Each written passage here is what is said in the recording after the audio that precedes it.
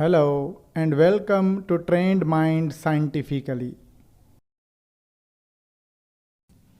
Female reproductive organ औरत की pelvic region में मौजूद होता है, जो कि दो पार्ट्स पर मुश्तमिल होता है, जिनको एक्सटर्नल जेनिटेलिया और इंटरनल जेनिटेलिया कहा जाता है। हम वन बाय वन इन दोनों पार्ट्स की एनाटॉमी और फिजियोलॉजी को देखेंगे। फीमेल के एक्सटर्नल जेनिटेलिया को वल्वा कहा जाता है और इसके बहुत सारे पार्ट्स होते हैं जिनके अलग-अलग फंक्शंस होते हैं। आइए वल्वा के मुख्तलिफ पार्ट्स और उनके फंक्शंस को डिस्क्राइब करते हैं।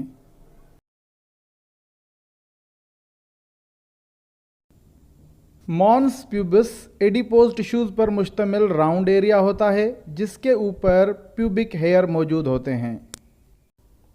स्किन के दो फोल्ड्स जो कि बिल्कुल बाहर की तरफ मौजूद होते हैं, इनको लेबिया मेजोरा कहा जाता है। इनके ऊपर भी हेयर मौजूद होते हैं। लेबिया मेजोरा को मेल आर्गन के स्क्रोटम का होमोलॉगस स्ट्रक्चर समझा जाता है।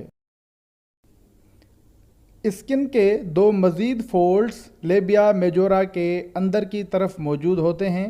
इनको लेबिया माइनोरा कहा जाता है। ये लेबिया मेजोरा से छोटे होते हैं और इन पर हेयर भी मौजूद नहीं होते। लेबिया माइनोरा के दोनों फोल्ड्स के दरमियान जो स्पेस होता है उसको वेस्टिब्यूल कहा जाता है। वेस्टिब्यूल के अंदर यूरिथ्रल ओपनिंग, वेजाइनल ओपनिंग और वेस्टिब्यूलर ग्लैंड्स मौजूद होते हैं। लेबिया माइनोरा के ऊपर एक शहवत का आर्गन मौजूद होता है जिसमें सेंसरी नर्व्स बहुत ज़्यादा पाई जाती हैं।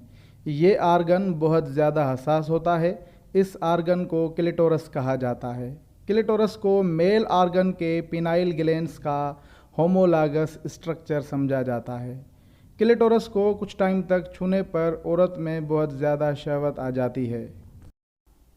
क्लिटोरिस बिल्कुल आइसबर्ग की तरह होता है, यानी इसका छोटा सा पार्ट विजिबल होता है जबकि इसका बहुत सारा पार्ट इनविजिबल होता है। इनविजिबल पार्ट कार्पोरा कैवरोनोसम और करस पर मुश्तमिल होता है। कार्पोरा कैवरोनोसम और करस के अलावा एक और इरेक्टाइल टिश्यू जिसे बल्ब ऑफ द वेस्टिब्यूल कहा जाता है, वो भी क्लिटोरस के साथ अटैच होता है। क्लिटोरिस और बल्ब ऑफ द वेस्टिब्यूल दोनों ही इरेक्टाइल टिश्यूज़ होते हैं जो कि सेक्सुअल अराउजल के दौरान औरत में शहवत पैदा करते हैं।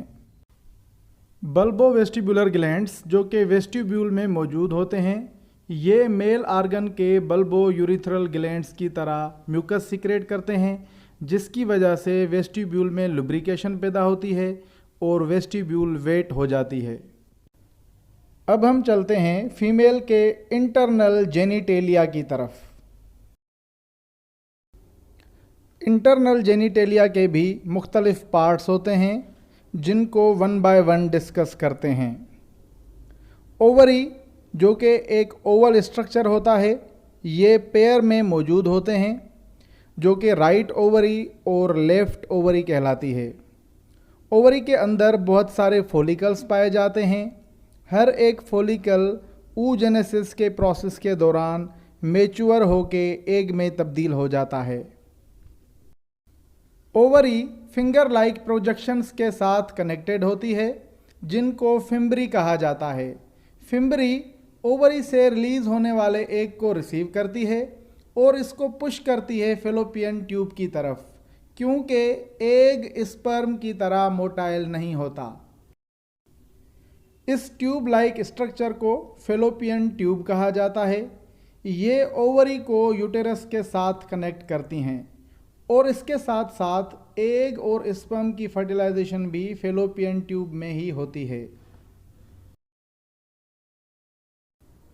फर्टिलाइजेशन के बाद जाइगोट बनता है जो कि एम्ब्रायो में तब्दील हो जाता है और ये एम्ब्रायो जाके यूटेरस में इम्प्लांट हो जाता है।